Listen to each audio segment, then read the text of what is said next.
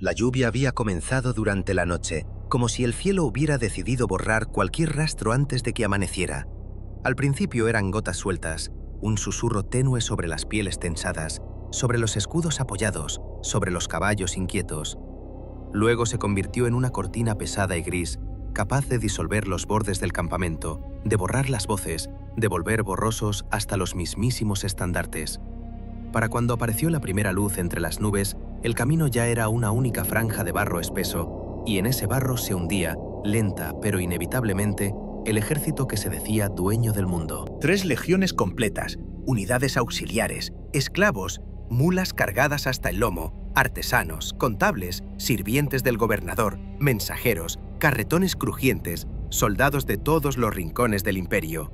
Todo avanzaba en una fila interminable que, en tiempos de sol, podía parecer imponente, pero que en aquella humedad miserable se asemejaba más a una serpiente fatigada que trataba de arrastrarse por una tierra que no la quería. Las órdenes de los centuriones se apagaban en el ruido del fango. La disciplina romana, perfecta en el papel, empezaba a quebrarse bajo el peso del cansancio, del frío, de un bosque que no pertenecía a nadie. Decían que Publio Quintilio Varo, el gobernador, había elegido el camino más corto hacia los cuarteles de invierno. En los mapas, aquel trayecto atravesaba un simple manchón verde entre colinas, el bosque de Teutoburgo. En las palabras de los lugareños, en cambio, aquel lugar era otra cosa, una boca sin fondo, un territorio donde el sol se perdía, donde los árboles parecían vigilar, donde incluso el silencio tenía dueño. Los romanos escucharon esas historias junto al fuego, rieron, bebieron y siguieron adelante. El imperio estaba acostumbrado a burlarse de los miedos ajenos, pero cuanto más se internaban en el bosque, más difíciles se volvían esas risas. Los árboles crecían muy juntos, como si se protegieran entre sí. Sus troncos eran retorcidos, cubiertos de musgo espeso que olía a humedad antigua. Las ramas se entrecruzaban por encima de los cascos de los caballos, dejando caer gotas heladas dentro de los cuellos de las túnicas. Los cuervos gritaban desde alturas invisibles, y ese grito no parecía de ave, sino una advertencia burlona. Los haces de luz se filtraban en trozos irregulares, como un espejo roto colgado entre las copas. La formación, perfecta en campo abierto, se distorsionaba con cada paso. En vez de una columna firme, había segmentos, grupos separados, huecos que se abrían y cerraban sin ritmo. Algunos soldados caían, otros intentaban levantar carros atascados, otros más se adelgazaban bajo el peso de sus armaduras mojadas. Los centuriones gritaban para mantener el orden, pero el orden tenía poco valor en un sitio donde ni siquiera el suelo permanecía igual durante más de unos minutos. Y en ese caos silencioso avanzaba también Arminio. Hijo de un príncipe querusco, educado por Roma, armado por Roma, honrado por Roma. Ciudadano romano, jinete, comandante de auxiliares germanos. Conocía las tácticas latinas, hablaba la lengua del imperio mejor que muchos de sus soldados. Era la prueba viviente de que Roma podía domesticar a cualquier enemigo. Varo confiaba en él, quizá más de lo prudente. A veces Arminio se adelantaba con sus hombres, se perdía entre los árboles y regresaba diciendo que el camino estaba libre, que los pueblos estaban sometidos, que nada había que temer. Su voz era segura, su postura impecable. Sus ojos, sin embargo, parecían escuchar algo más. Algo que no estaba allí por casualidad. La lluvia arrecia, la tierra se convierte en una trampa, los carros se hunden, los animales patinan, los hombres resbalan. Y entonces ocurre. Primero, un silbido, tan sutil que algunos no lo distinguen del viento. Después, un gemido ahogado. Un legionario se lleva la mano al cuello, entre sus dedos brota sangre oscura. Cae hacia atrás sin emitir palabra. Una flecha larga de madera oscura sobresale de su garganta. Vienen más silbidos, más gritos cortos, más cuerpos que se doblan. Y de pronto, el bosque exhala. Entre troncos, entre raíces, entre la maleza que momentos antes parecía inofensiva, surgen figuras humanas. Al principio son pocas, luego muchas, luego demasiadas para contarlas. Escudos de madera curvada, cubiertos de símbolos de lobos y espirales antiguas, lanzas largas, hachas con filo bruto, cabelleras untadas en grasa, ojos delineados con hollín, pieles de animal aún húmedas por la lluvia. Y un grito. No uno solo, sino cientos, que se mezclan en un rugido que hace vibrar la tierra. No es un grito de formación militar. Es el clamor de quienes conocen cada piedra y cada sombra del lugar en el que están peleando. Los centuriones ordenan formar. Ordenan levantar escudos, ordenan cerrar filas. Pero con hay delante, no hay detrás. El enemigo está por todas partes. Los auxiliares germanos que marchaban con los romanos desaparecen como si nunca hubieran existido. La confianza se vuelve sospecha, la sospecha se vuelve terror. La disciplina, ese prestigio romano que ha conquistado continentes, se quiebra como una rama húmeda. El primer choque es brutal. Un romano intenta levantar su escudo, pero una lanza le traspasa el muslo antes de que pueda colocarse. Otro recibe un golpe en la mandíbula y cae sin saber de dónde vino. Un tercero tropieza con un carromato volcado y muere aplastado contra él por la embestida de los que intentan huir. Los germanos atacan por tandas, no como ejército, sino como si fueran parte del bosque. Aparecen, hieren, desaparecen. Varo intenta restablecer el orden. Grita que se mantengan unidos, que sigan avanzando. Pero el camino ya no es camino. Es una ciénaga de cuerpos, de barro, de ruedas rotas y ramas que no ceden. Al atardecer, los romanos logran levantar un campamento improvisado. Los soldados trabajan con manos temblorosas, sin hablar. Las armaduras pesan el doble. Los escudos están llenos de golpes y de flechas clavadas. Los estandartes permanecen en pie, pero sus telas están tan empapadas que apenas ondulan. Los jóvenes sollozan en silencio.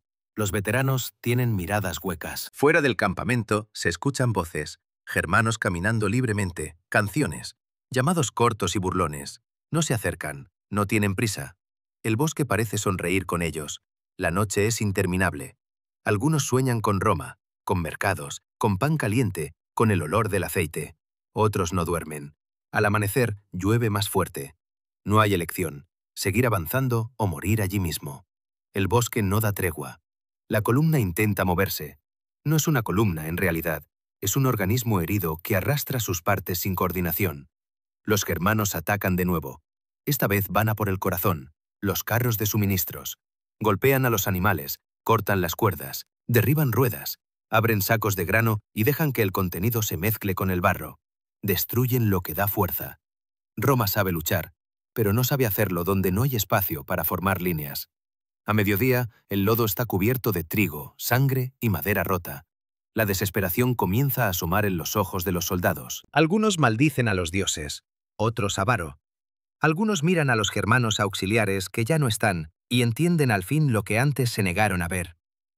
En el segundo campamento, más pequeño, más silencioso, apenas quedan voces. Algunos hablan de Varo. Unos dicen que está decidido a seguir, otros que está superado por el espanto. Algunos, en susurros, mencionan la palabra suicidio. En tiempos normales sería una blasfemia. Allí no lo es. La tercera mañana es un verdugo. Los germanos atacan desde todos los flancos. No buscan dispersar, buscan cerrar. Son demasiados y los romanos demasiado pocos. Quienes aún pueden sostener un escudo intentan formar grupos, pero cada grupo es rodeado. Donde apenas 20 hombres resisten, 50 germanos avanzan por entre los árboles. Donde un centurión intenta reorganizar una línea, una lluvia de flechas la deshace antes de que llegue a completarse. El sonido del metal golpeando metal se mezcla con el crujido de las ramas, los cadeos, los alaridos. Las águilas doradas, las insignias sagradas de las legiones, se hunden en el barro.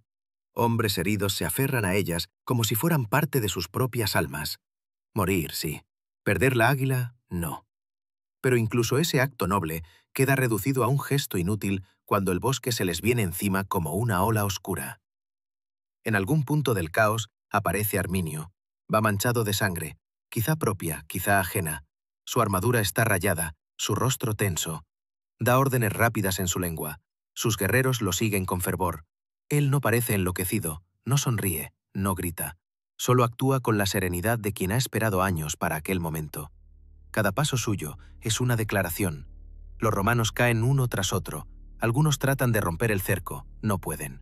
El bosque los traga. Quienes se rinden mueren igual. Quienes suplican no encuentran oídos. Es una matanza, no una batalla.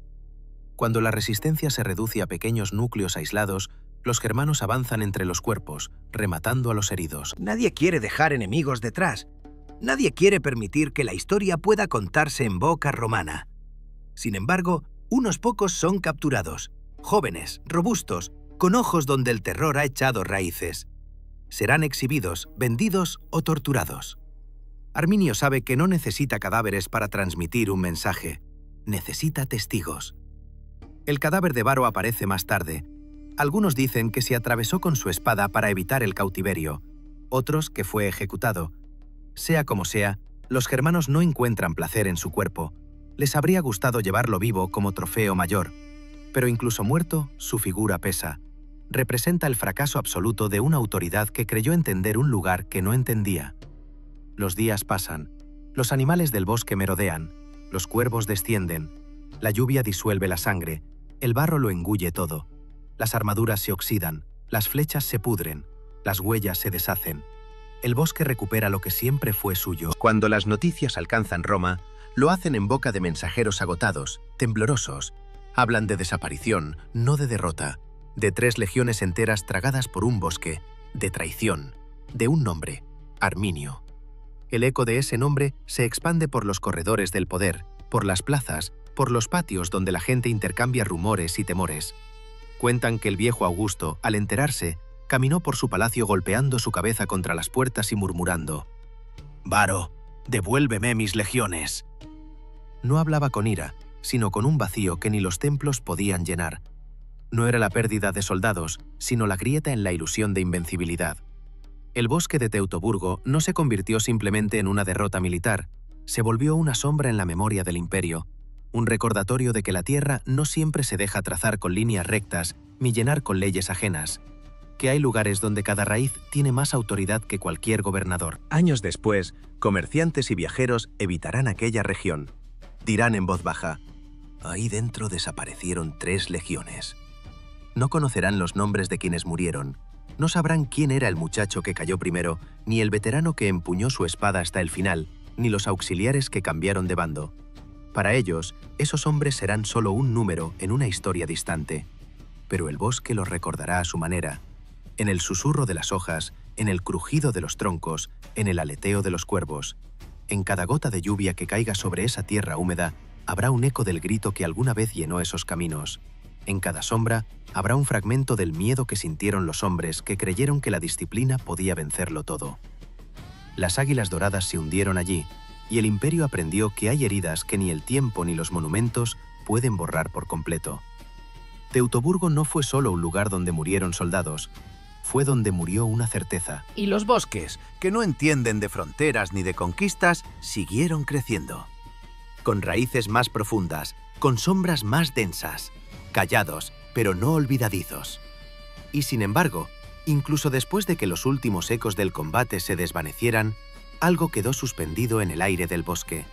No era solo el olor a humedad y hierro, ni la memoria del miedo. Era la sensación de que cada historia, por terrible que fuera, merecía ser contada. Que incluso donde el imperio se quiebra, donde los nombres se pierden y solo quedan sombras, alguien debe recoger los fragmentos y devolverles voz. Porque el silencio también mata, y recordar es otra forma de resistir.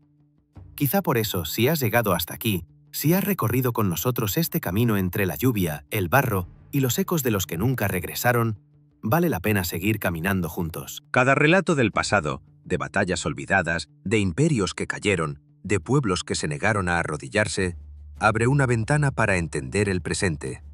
Y hay aún tantas historias ocultas, tantas voces enterradas bajo siglos de polvo que esperan a ser rescatadas.